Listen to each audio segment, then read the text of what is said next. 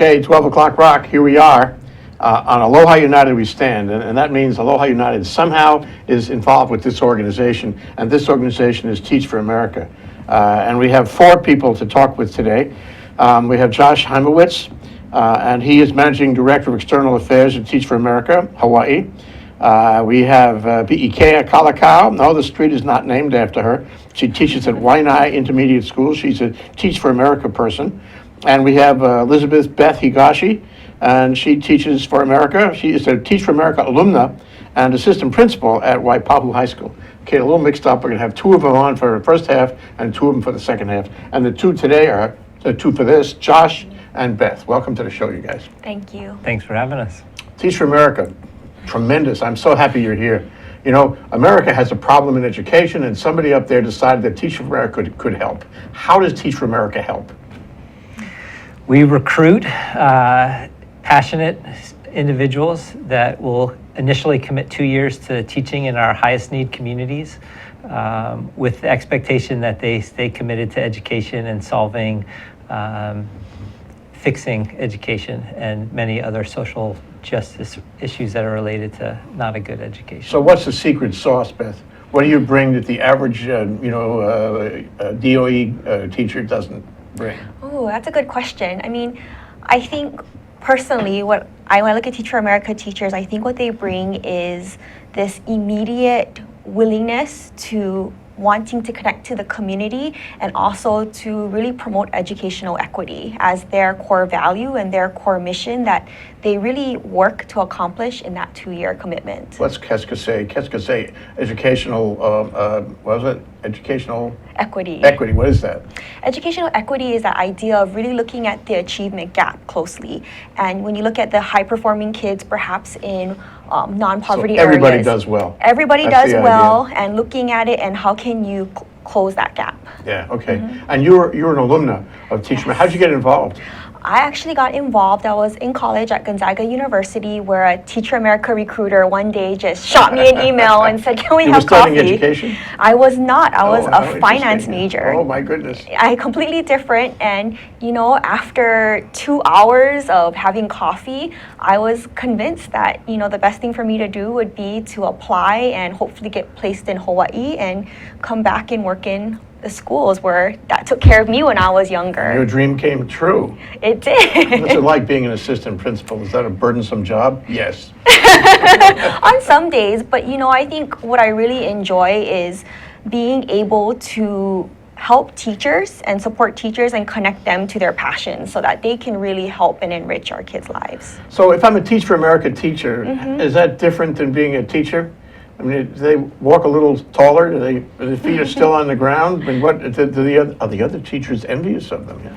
Oh, that's a good question. I'm not really sure if they're envious. I think one of the things from being a core member that I felt made it a little unique was the support that you get from Teach for America, where they assign you a mentor and they assign you to a PLC where you have an opportunity, a professional learning community. So you get to interact with other teachers from other communities and really have a lot of deep discussions about curriculum and social equity and the community. So just that external support coming in really helps that first year be less scary and also helps it to be really enjoyable. They come in early. They're young when they come in. Yes. They're younger than the teachers who are there, yeah?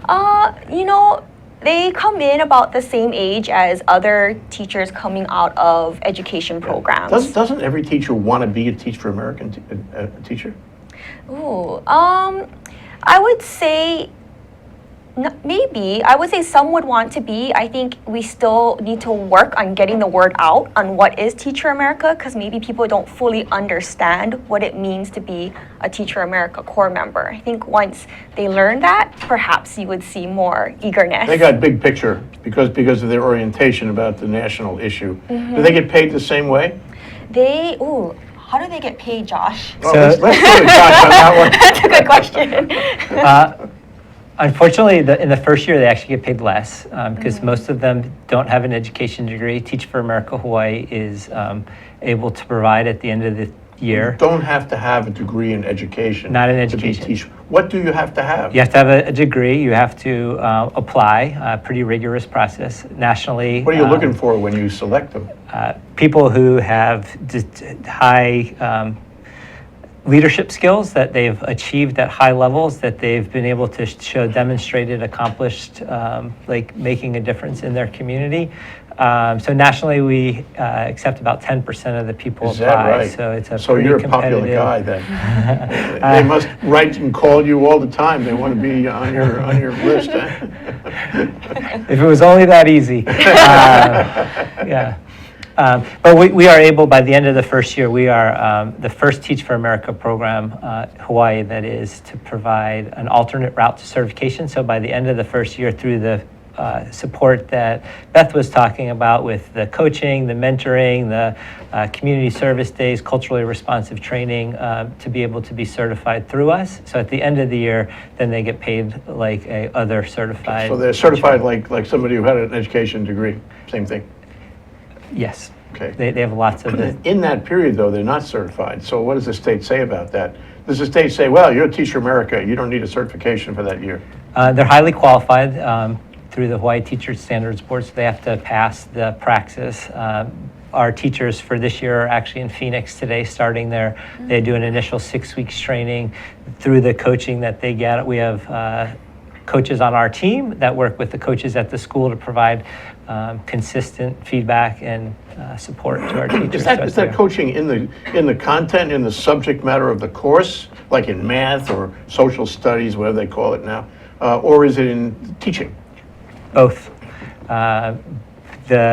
Both the content, which is certainly important, but also just the culture as well as how to effectively relate with kids. Our teachers are all teaching in Title I schools.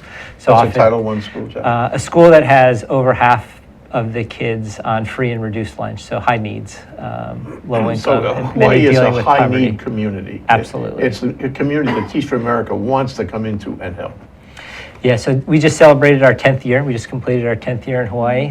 Hawaii, super high needs and lots of opportunities, and ideally we'd be able to have more. It comes down to funding. That's a big part of my job. We'll talk about that. So the teachers that come through the pipeline, are they local? I mean, Beth is local for sure, right? Am I right about that? Yes. Just a wild guess. But are they from elsewhere? Because I've met some, in very remote places in Hawaii, and they come from, Boston or something. Yeah. So do we have a flow of teachers from all over the country or what? We do. 10 years ago when we started, we only had 4 folks that had ties to Hawaii. Today, about 35 to 40% of our teachers each year are Kama'aina and or Native Hawaiian, with a focus for us over the next 10 years to get that to be half. We think that the mixture of people who are from the community as well as people who are bringing new ideas from other places is the right balance. So do they stay for a career? I mean, is that the expectation? Or do they come and rotate for a while and then take off? I mean, I'm talking about the ones from the mainland. Both. Okay. We have teachers who have started in 2006, our first year, that are still here. And we certainly have people who were here for a few years and went back. Our hope is that they're committing to improving education wherever they are. We have a number of people like Beth who are vice principals and principals. That the Washington, D.C. Principal of the Year was a Teach for America Hawaii Corps member, and credits his time here for doing as good of a job as he is, the experience. So we have people all over. So talk about the organization in general. How many states are you in? How many teachers are involved? And where are they deployed? So nationally, we just hit 25 years. We have 50,000 alumni. You said 50,000. 50,000. 50,000. 50,000. Here in Hawaii, we have 240 alumni who are still living and working in Hawaii. This past year, we've had 160 teachers in their first and second year. And we are in 53 communities across the country. And all communities which have a need. High need. Either in terms of economic distress or poverty, Poverty, education problems, whatever. Yeah, okay. So both in, like, here we work in a lot of our rural communities. We're also Teach for America nationally is in some big cities, New York City, Chicago, but then also South Dakota on the working with the Native Americans on the reservations, New Mexico. You've seen Teach for America operate elsewhere. You've been there. I have been to DC. And here in Hawaii, I've had the chance to visit our classrooms out in Kau and in Waianae, and you get to see everything on the ground. Yeah. Great experience. So the teachers that you put through the system, are they more marketable when they get out, or when they get out of their preliminary period, pre-certification period? In other words, if I study and get mentored with Teach for America, and I go back to Minnesota, am I going to have an advantage for having been in Teach for America? I think a lot of people think so. Hopefully people are going to stay in education. That's our focus, whether it's in the classroom or serving from another capacity. Takashi Ono, representative, did our program. He was a teacher here in Kalihi. He realized that he thought the way to impact education here in Hawaii would be through elected office. Folks like Beth, who have moved into administration, and you're going to talk to Trevor later, who still does a great job serving our kids here. Yeah. So, okay, Beth, you moved into administration. How many years were you teaching before you became an administrator? I was teaching for 5.5 years. In what areas? I was a special education teacher. So what does that mean? It meant I taught fully self-contained, so I worked with kids in one classroom, small class, because a lot of my kids had moderate to severe disabilities. So you're looking at intellectual disabilities, emotional disabilities, autism, and I also worked in inclusion classrooms. So what's an inclusion classroom? Inclusion means I worked in some classrooms that were diploma track. So for example, I did work with another teacher teaching British literature, where we had regular education students and special education students in the same classroom. So we taught together. So are you teaching now, or are you doing only administration? Only administration, unfortunately. I was afraid you'd say that. Yeah, I do miss the classroom, but unfortunately, administration's a full-time commitment. Absolutely. So what about this experience as a mentored person, person who comes through the Teach for America pipeline and winds up in a special ed class? Is that teacher more likely to be able to handle that special ed class? Does that teacher bring special skills that give an advantage for her? I think what was really great was when I was a core member, we partnered with the University of Hawaii. So the University of Hawaii, their special education program, the professors there were amazing. So I actually got a mentor from both Teach for America that helped with the leadership and the management of my staff in my classroom. And then I also got the content from special education from the University of Hawaii. So that mentorship and partnership really blended well to support me those first few years. Yeah, what about now? I mean, do you still get mentorship? Do Teach for America teachers have an ongoing access to mentorship? In other words, they have a problem in a special ed class, it's not working quite right. Can they go, up and around to the Teach for America mentors? Yes, they can. So right now I do have some core members at my school. So whenever they need additional support, they can always contact Teach for America to contact their mentorship. Also in the DOE, we have our mentors on campus as well. So there's really a lot of supports coming from all directions. Okay, now a tough question. Okay. What would happen if we pulled out Teach for America, took them out, no more in the school? What would happen? I think I would be concerned about where we would get teachers in the classroom. You wouldn't have enough teachers. Wouldn't have enough teachers. I mean, I think in general, that's, you see a lot of news articles about teacher shortages. So I would be really concerned on the vacancies and how we would fill those vacancies and how we would make sure that students start the school year with a teacher.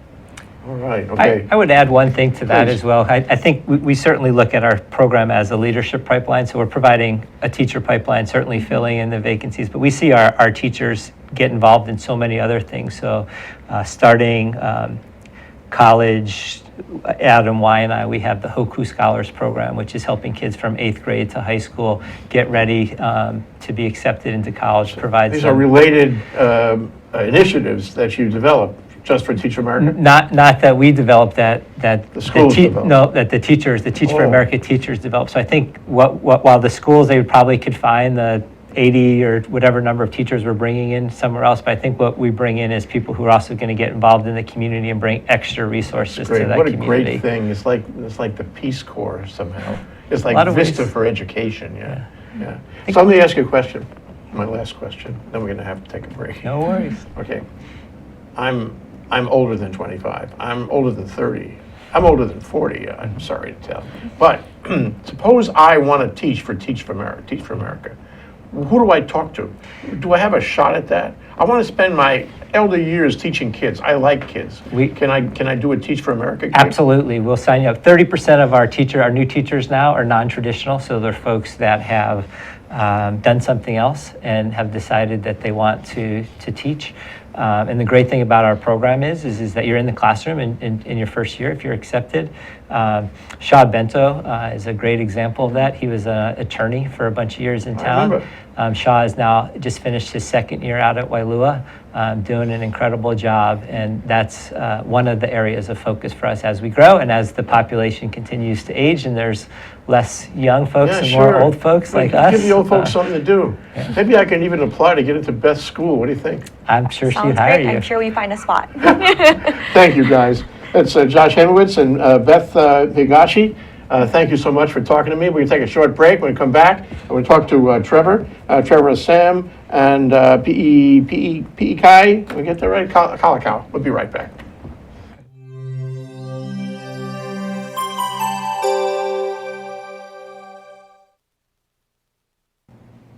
Aloha, my name is Carl Kimpania. I'm the host of Think Tech Hawaii's Education Movers, Shakers, and Reformers. We invite you to come join our show, to tune in every Wednesday at noon, to watch us have quality conversations, comprehensive conversations about our educational system here in Hawaii. We have guests that range from local legislators and politicians to department heads, teachers, students, and more, trying to make sure that we are having the most comprehensive conversation possible. So we invite you to join us once again every Wednesday, where we can talk about infrastructure. We can talk about all of the concerns that our parents have for our students in our classrooms. So we hope to see you soon. Thank you. Hello, I'm Crystal from Quack Talk. I've got a new show here. You've got to tune in, check out my topics on sensitive, provocative female issues. So Tuesday mornings, 10 o'clock. Don't miss it. It's going to be fun and dangerous. Aloha! Hello, my name is Patrick Bratton. I'm host at Global Connections here at Think Tech Hawaii. We broadcast live every Thursday at 1 p.m. We bring Hawaii to the world and the world to Hawaii, talking about international events and various things of interest to the audience. Please join me. I look forward to talking with you and having you get to meet some of my guests. Aloha.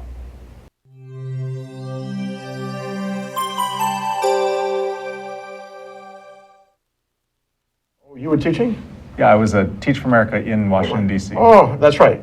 Okay. We're back. We're live. We're here with Trever Asam. He's a lawyer with Cades Schutte, Fleming and Wright. And Piikea? Yes. Okay, Kalakau. So they're both associated with Teach for America. This is the second part of our show. And I want to, I'll ask Trever first. You know, he's on the board, but he got on the board, at least in part, because he was teaching at Teach for America in Washington, D.C. I was teaching in Washington, D.C. In 98 through 2000, before I went to law school, actually. Wow. And it was through Teach for America. Had a great experience, learned a lot. I ended up going to law school and then eventually moving home to Hawaii, where I grew up. And I wanted to continue to stay involved and engaged in public education, and joining the Teach for America board was one way to do that. Why? I believe in the organization. I think it's a really important organization for the reasons that Josh and Beth were talking about bringing teachers in. And for me, it was about instilling a commitment to public education. And I think that the more we can do that for people who might not otherwise have that opportunity or that level of engagement with education, the better. What's wrong with public education? I don't think I know we only have a few minutes. I don't think there's anything wrong with public education. Good. I think that we need to renew our commitment to it. We need to make sure that people, even if they go to Punahou, as I did, recognize the importance of public education and stay committed to it. Yeah, okay. And what's life like on the board? I mean, is it a demanding board position? Do you have to meet a lot? Do you have to give money? We do all of those things. Is that right? But we Okay. also make sure that the organization has the right course for itself. Teach for America as a national organization gives a lot of autonomy to its regional boards and its regional operations. And So one of the things that we do on the board is to make sure and just sort of keep an eye out on the organization, make sure that what the organization is doing aligns with the values of Hawaii. How does it do that? Well, we've one thing that Teach for America Hawaii has done that I'm really happy with and proud of is something Josh mentioned, which is increasing our numbers of Kama'aina and Native Hawaiian teachers. So we'll bring in 80 new teachers this summer or this year for the fall, and 35-40% of those will be Native Hawaiians or Kama'aina, and that's important to us. Are you teaching now?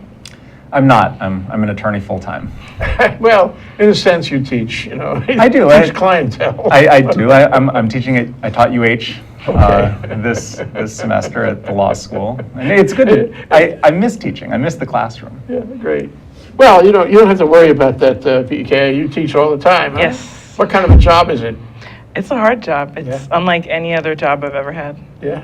How? I mean, what is it that's so demanding? Well, you have the kids in the classroom who come with all these different sets of problems, issues they deal with. Learning isn't always first on their priority list, Yeah. so we have to deal with that, and navigating teenage hormones and administration and everything. So it's a lot. It's a different world, isn't it? Yeah, a completely different world. And people outside the classroom, outside the school, they have no clue about all the things that It go on. seems like a fun job. I get, I'm on paid vacation right now, but we earn our vacations. We really do. So what do you teach? What subject? I'm teaching 7th grade Avid English next year. This past Avid year, English? it's kind of geared towards college and career readiness. I suppose That's an mostly advanced college. kind of class. Yeah, so kind of like GT. And last year I taught in the inclusion setting, so what Beth was mentioning. Some of the kids are general education and some receive special education services. So what's your training? My training, well, I got a degree in English from Hawaii Pacific University. Right up the street? Yep, right up the street, homegrown. In this building? Yep, pretty much. I didn't go into teaching until 3 years after I graduated, so this will be my second year What teaching. held you up? I didn't want to teach at first. I worked for a law firm. I worked at the state capitol. Oh my God, did you and- know Trevor? No, I didn't. Only a matter of time.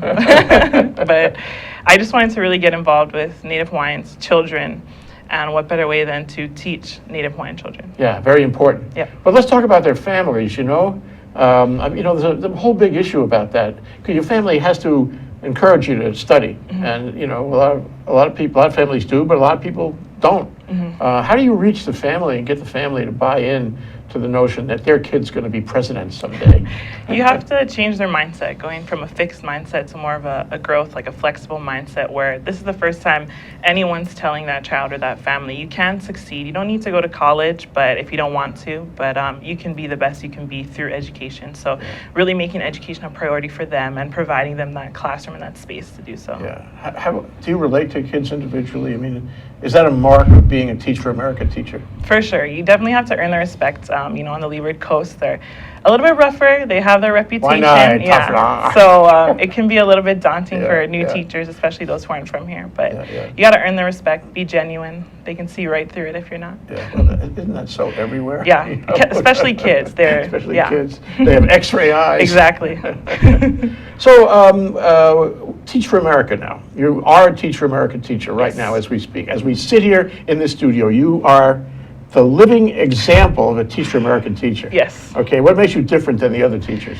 I have less free time. Doing Well, something. we teach, getting my master's degree from Johns Hopkins. At the same time, we do a lot more professional development than traditional teachers. Not to say we're any better or less than them. I would just say we have less free time. We have a lot more work to do in terms of our Teach for America commitment and Johns Hopkins as well. What is that? What is that commitment? What is that work? Professional development, mostly we, for our first year I just finished, we meet once a month, I want to say, sometimes more than that, and get that support that Beth mentioned, meet with our coach, mentors, people in our cohort, and just kind of figure out what we need to be successful. Take special training. Do you deal with your mentors? Yes, We meet with them as often as we want. Of course, we have set days that we need to meet as well. But Oh, really? So you have a regular schedule for Yes, this? It's yes. not at random or anything? No, it's big events. Once a month, we'll meet at sometimes Chaminade or most recently IA Intermediate, different spaces where we can just come together as a group, share what's going on in the classroom, how we can improve, what our mission is with Teach for America, and see that everything's aligned. Yeah, I mean, my feeling about Teach for America teachers, and I haven't met all that many, but they're up. Yeah, They're up, they're excited. They're that's happy, what makes they're us different. engaged with those kids. They love what they're doing. I mean, I joined the classroom after being in the workforce for a little bit, so obviously I want to be there. So that's what I always tell my students. I want to be here. What about Hawaii? What about education in Hawaii? What about the generation coming up, the one you're teaching, the one you're taking care of? How are we doing here? Because we need to have educated kids for good civic engagement in the state. They have to come out of school with some knowledge and the right attitude and all that. How are we doing? We're doing okay. We can always do better. I'm seeing a lot more kids, kids 18 or under who want to be more civically engaged or interested in their neighborhood boards and things like that. And they find that out in school through, civic education or social studies or teachers like myself. I'm on the neighborhood board. So Oh, you are? Yes. You took that question right out of my head. Not kidding. Good for you. So I always tell my students, if you want to get involved in your community, the best way to do that is talk with your community. Just immerse yourself in it, just like I am in my own community. Yeah, So. well, you have to lead by example. kind of Exactly. thing. So if they see you do that, you tell them, of course. It's no secret, yeah? Yep. And so they can see, oh, my teacher's on neighborhood board. Someday she can be governor. Who knows? We'll see. Now, do you know Trevor? Do you know the board? Do you get together with them? Do they come around and say hi? We do not. It's a little more indirect because we have a lot to focus on in the classroom. So it's mostly with, Josh and TFA Hawaii staff members specifically because those first 2 years of our commitment, we really need to focus on, getting our teaching practice down, getting our routines, and making sure that we're good in our capacity. Then we can kind of branch out. You're certified now, Yes, after this first but year. you didn't take an education degree. No, just English, and then I didn't have to take a practice since I got an English degree. It's called an emergency hire. It's a special type of hiring permit through the DOE. And then after this first year, I did all my credentialing through Teach for America, so I'm just waiting on that license. You're going to stay doing this. Yes. You're going to continue to be Teach for America. You're going to continue in education. Yes, that's the plan. And Trevor, it sounds like you're locked in too, huh? I am. I can't think of a better organization to lock into. Wonderful, you guys, doing great work. And I am so glad to have you here. We're out of time, but we've had a wonderful time with you. And thank you very much, Trevor. Thank you, Piikea. Thank you. And let me say, in retrospect, thanks also to Josh and Beth. Sounds like this is an organization that breathes new energy into our education system, and it's going to have a long-term great effect. Thank you so much. Thank you. Aloha.